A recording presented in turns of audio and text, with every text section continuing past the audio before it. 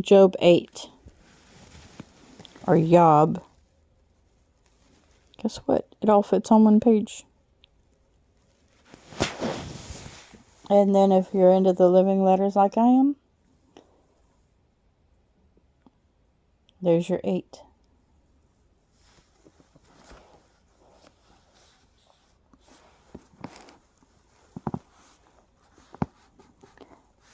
My eyes went swapping back and forth from screen to paper. It takes them a minute.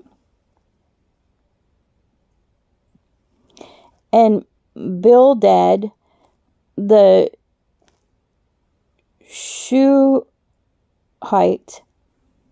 answered and said, "How long are you going to speak like this? Since the words of your mouth are a strong wind." It means they're stiff, right? Does El twist right rulings? Or does El Shaddai twist what is right? If your sons have sinned against him, and he delivers them into the hand of their transgression, if you diligently seek El and plead with El Shaddai, if you were clear and straight, then indeed he would await for you and shall barak or bless your righteous dwelling place. Though your beginning was small, yet your latter end would greatly increase. And that guy was just actually prophesying, because his Job was great, but he was greater after he went through this trial, even greater. And that's telling you what's going to happen to America, the righteous of America. Indeed, please ask the former generation and prepare for the research of their fathers. In other words, if it's not you, Iyob, then it must be somebody in your bloodline, right? Research your fathers. Verse 9. For we are but of yesterday. For we are but of yesterday, and know not, because our days on earth are as a shadow. Do they not teach you, speak to you, and bring forth words from their heart? Now they're asking if his forefathers speak to him. Interesting. I've never had my forefathers speak to me. Kind of think I would be spooked deaf if they did.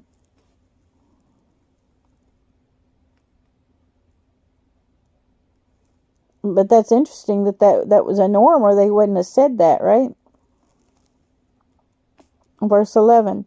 Does papyrus grow without a marsh? Or a reed thrive without water? In other words, he's saying, you had to sow this to reap it, right? Which, not necessarily. God said that he was righteous. He told Satan that he was righteous. While it is yet green, not cut down, it dries out before any plant.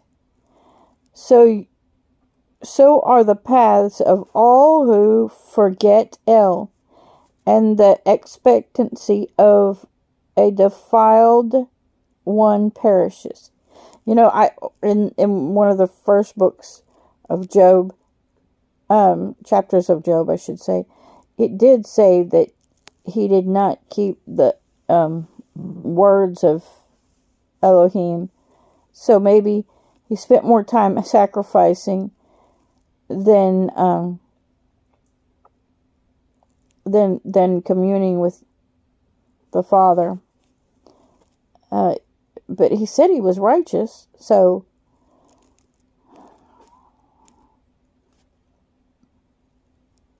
back to 13.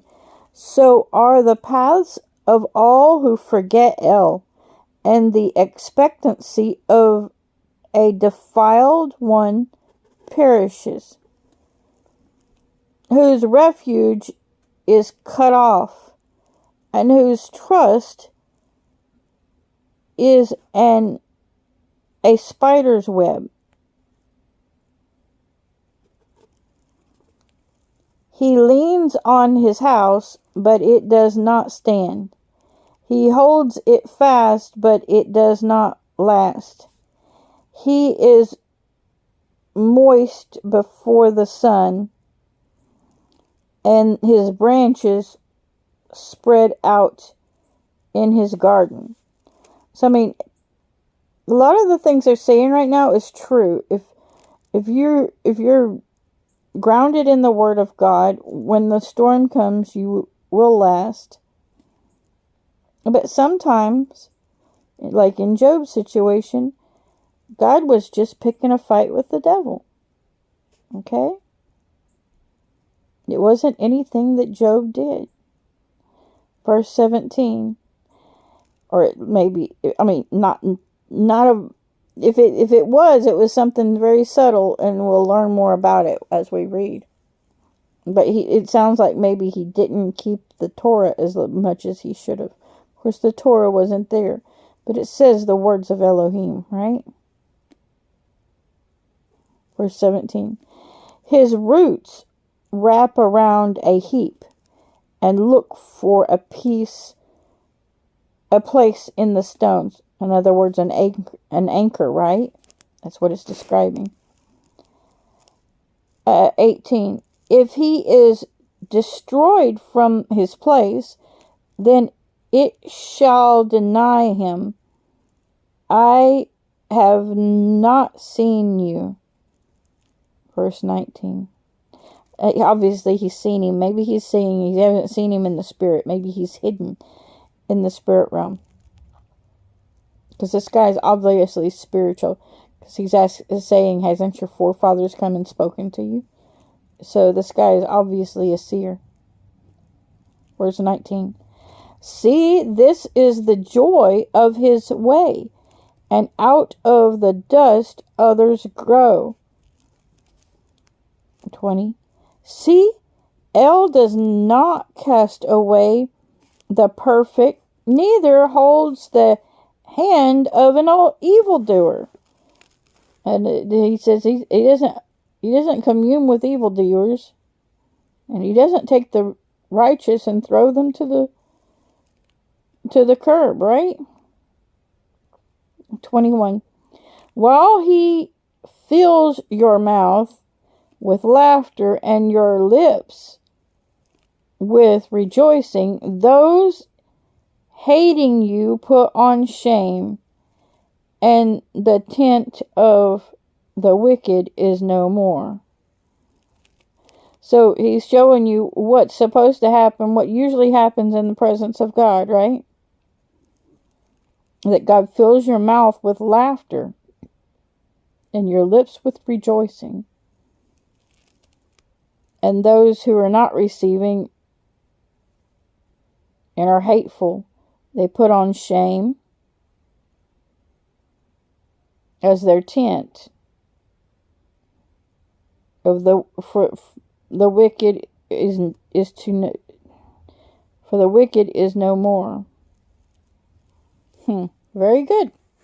God bless you.